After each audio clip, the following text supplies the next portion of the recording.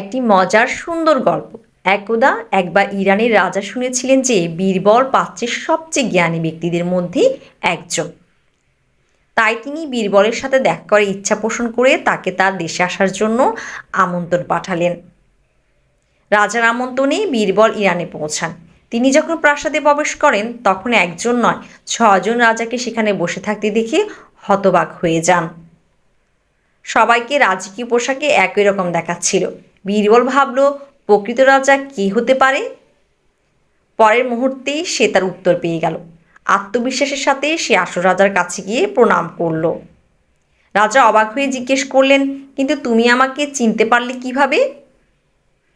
বীরবল হাসলেন এবং ব্যাখ্যা করলেন, নকল রাজারা সবাই আপনার দিকে তাকিয়েছিল, কিন্তু আপনি সরাসরি সামনের দিকে তাকিয়েছিলেন।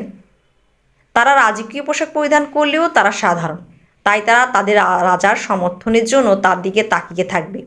এটাই স্বাভাবিক। আনন্দে রাজা বীরবলকে আলিঙ্গন করলেন এবং তাকে বেশ কিছু উপহার দিলেন।